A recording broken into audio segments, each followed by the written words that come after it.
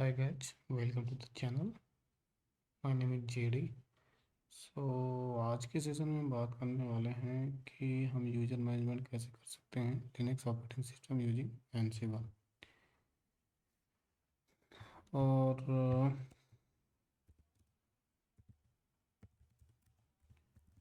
कुछ टास्क मैंने लिस्ट किए हैं जो हम लोग एनसिबल प्लेबुक को यूज़ करके कंप्लीट करेंगे।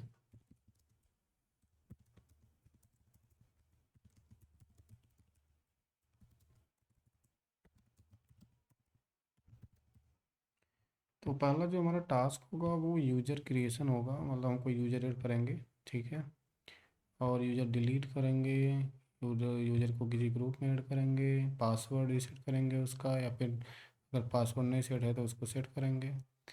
और जो हम यूज़र क्रिएट करेंगे तो उसमें जो डिफ़ॉल्ट सेल टाइप रहता है वो बिन एसएस रहता है, उसको भी चेंज करेंगे, बिन बैश करेंगे उसको। और किसी पर्टिकुलर यूज़र को अगर हमको कोई कस्टम यूआईडी और जीआईडी देना है तो वो भी कैसे देंगे, हम इसको भी ये देखेंगे। और यूआईडी जीआईडी के बारे में मैं बाद में बात करूँगा, अभी के लिए आप बस इतना जान लीजिए कि ये इसको हम चेंज करने वाले हैं, ठीक है। Enabling user with pseudo folders without asking password, और किसी पर्टिकुलर यूज़र को सूडो ग्रुप में ऐड करना है। और जब भी आपने देखा होगा कि जब भी हम कभी सूडो प्रोलिस को यूज करके कोई कमांड एग्जीक्यूट करते हैं तो उसमें हमें बार बार वो क्या करता है, उस यूज़र का पासवर्ड पूछता है, ठीक है। तो इस चीज़ को भी हम देखेंगे कि उसको कैसे हम चेंज कर सकते हैं कि वो पासवर्ड ना मांगे। और एडिंग एसएसएच की फॉर द यूजर, अब जैसे हमें रिमोट सिस्टम पे एसएसएच की ऐड करनी है यूजिंग एनसिबल, तो वो कैसे करेंगे वो भी देखेंगे हम इसमें। और एसएसएच की कैसे जनरेट करेंगे रिमोट सिस्टम पे उसको भी हम जानेंगे एनसिबल प्लेबुक के माध्यम से। तो ये सारी चीज़ें कंप्लीट करने से पहले क्या है कि हमारा जो सिस्टम करंट सिस्टम होना चाहिए उस पर कुछ प्री रिक्विजिट है जो कंप्लीट होना चाहिए। तो सबसे पहले क्या है कि हमारे करंट सिस्टम पे एनसिबल इंस्टॉल होना चाहिए, एसएसएच की बेस्ड ऑथेंटिकेशन सेटअप होना चाहिए रिमोट सिस्टम के लिए। यहाँ भी हम एनसिबल के थ्रू कोई पैकेज इंस्टॉल करना चाहते हैं या फिर उस पर कोई कमांड एग्जीक्यूट करना चाहते हैं तो रिमोट सिस्टम के लिए। और रिमोट सिस्टम पे हम ये देखेंगे कि क्या उस पर पाइथन इंस्टॉल है कि नहीं इंस्टॉल है, ये भी हमें जानना ज़रूरी है। और चौथा जो हमारा इम्पोर्टेंट एस्पेक्ट है प्री रिक्विजिट के रिगार्डिंग, तो ये है कि हमारी इन्वेंट्री फाइल रेडी है कि नहीं है, और उसकी कॉन्फ़िगरेशन फाइल रेडी है कि नहीं है। तो सबसे पहले हम क्या करेंगे, हम ये चेक कर लेते हैं कि हमारे प्री रिक्विजिट कंप्लीट करते हैं। इस वीडियो में मैं प्री रिक्विजिट के बारे में बताऊंगा और इसको कैसे सेटअप कर सकते हैं वो सारी चीज़ें देखेंगे, ठीक है। तो चलिए देखते हैं। एक मिनट, सॉरी, देखते हैं सिबल इंस्टॉल है कि नहीं हमारे में। पहले से देखिए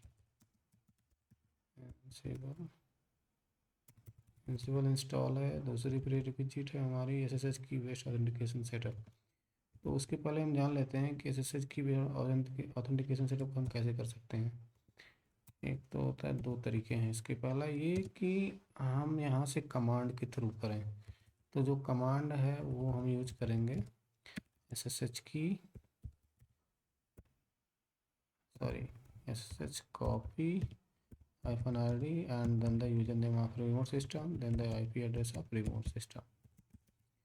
मेरे केस में क्या है कि ये जो यूजर नेम है रिमोट सिस्टम का नोड है और उसकी आईपी एड्रेस है 1.2 लास्ट में। तो एक तो ये हो गया। दूसरा जो तरीका है उसके लिए कि अगर हमारे रिमोट सिस्टम पे पासवर्ड बेस्ड ऑथेंटिकेशन डिसेबल है, ठीक है, कि मतलब हम यहाँ से पासवर्ड यूज करके उसमें लॉगिन नहीं कर सकते हैं, तो उसके लिए क्या करना पड़ेगा हमको, जाना पड़ेगा रिमोट सिस्टम पे। और रिमोट सिस्टम पे आपने किसी आपको एक फ़ाइल होती है उसमें जाकर के एंट्री बनानी पड़ेगी। जैसे मान लीजिए ये फाइल है हमारी, तो उसका यूज़र क्या है, उसका यूज़र है नोड। तो होम के अंदर नोड नाम का एक यूज़र होगा, होम के अंदर नोड नाम का यूज़र होगा। और नोड फोल्डर के अंदर क्या होगा, एक .ssh करके फोल्डर होगा। उस फोल्डर के अंदर एक फ़ाइल होती है जिसका नाम है ऑथराइज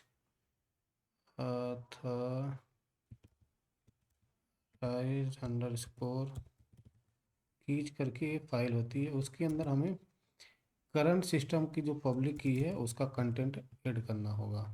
तो अब जान लेते हैं कि एसएसएच जो ऑथेंटिकेशन करता है वो उसके लिए क्या दो की ज़रूरी होती है। पहली जो की होती है वो होती है पब्लिक की, तो पब्लिक की। दूसरी होती है प्राइवेट की। तो जो पब्लिक की होती है उसको क्या करते हैं, उसका कंटेंट हम रिमोट सिस्टम में क्या करते हैं, कॉपी करते हैं अथराइज फाइल के अंदर, इस वाली फाइल के अंदर हम कॉपी करते हैं।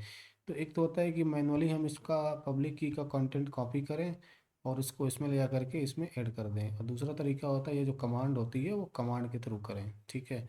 तो ये कमांड तभी काम करता है जब पासवर्ड बेस्ड ऑथेंटिकेशन इनेबल हो रिमोट सिस्टम पे। ठीक है। अगर नहीं इनेबल है तो आप उसमें कैसे ऐड करोगे, बार बार आपका पासवर्ड उसमें लेगा नहीं वो, तो फिर हो नहीं पाएगा। तो इस वजह से मैनुअल वाला मेथड है, इसके थ्रू आप उसमें जा करके इस वाले फाइल में ऐड कर सकते हो। दोनों ही केस में क्या होता है, इसी फाइल में जा करके ऐड होता है ऑथराइज अंडरस्कोर की वाले फाइल में।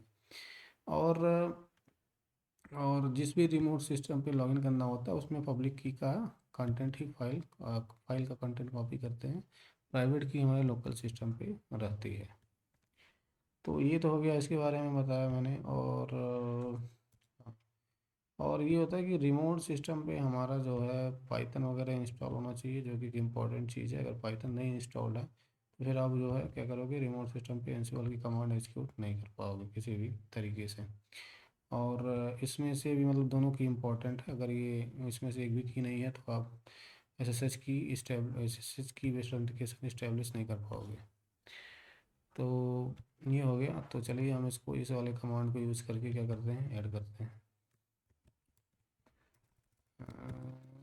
हो गया हमारा, इसका पासवर्ड पूछा है इसमें। ठीक है, हमारा की ऐड हो गया। तो की ऐड करने से पहले मैं आपको थोड़ा सा दिखाना चाहता हूँ कि कहाँ से होती है ये, कौन सी कंटेंट को। सॉरी, यहाँ पे कैट होना चाहिए था। ये देखिए, ये वाली की का कंटेंट मैंने रिमोट सिस्टम के अथराइज डॉट अंडरस्कोर कीज वाले फोल्ड फाइल में कॉपी किया है। तो चलिए रिमोट सिस्टम पे भी देख लेते हैं। एस एस एच, यहाँ पे C D S S H more authorise.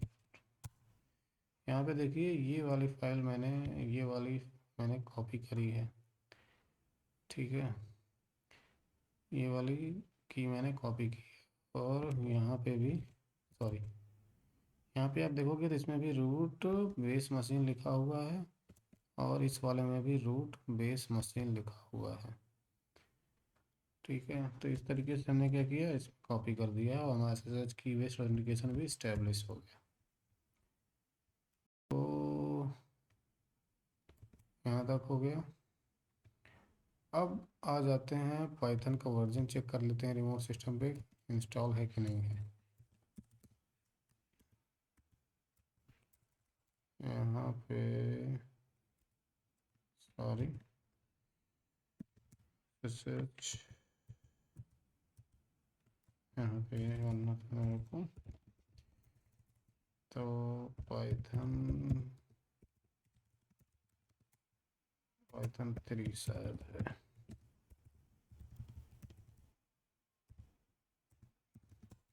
Python का वर्जन 3 है, इसमें ऑलरेडी इंस्टॉल है तो हमें इंस्टॉल करने की ज़रूरत नहीं पड़ेगी। तो अब हम क्या करते हैं, इन्वेंटरी फाइल बनाते हैं। तो उसके लिए क्या है कि मैं, फोल्डर है जिसमें सारे काम करता हूँ, यहाँ पे जाइए तो देखेंगे ऑटोमेशन नाम से फोल्डर है। एक फोल्डर बनाता हूँ अलग से, जिसका नाम रखूँगा मैं यूजर मैनेजमेंट यूजिंग एनसिबल।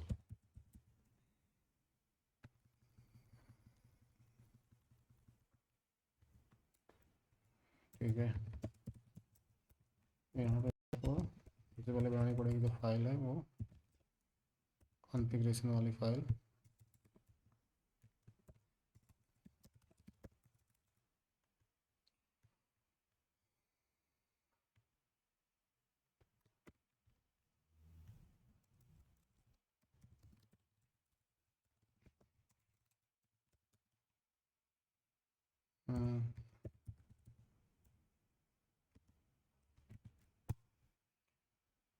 इसके अंदर कुछ पैरामीटर ऐड करने पड़ते हैं।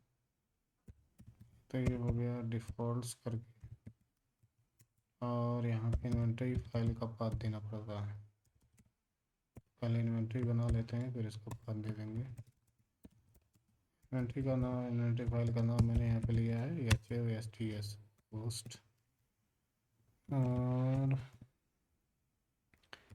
यहाँ पे जो सर्वर का डिटेल है वही मैं दे रहा हूँ। इस चैनल का नाम है नेवस प्लग्स, एंड रिमोट सिस्टम का IP है 192.168.1.2 और नोड enable_यूजर।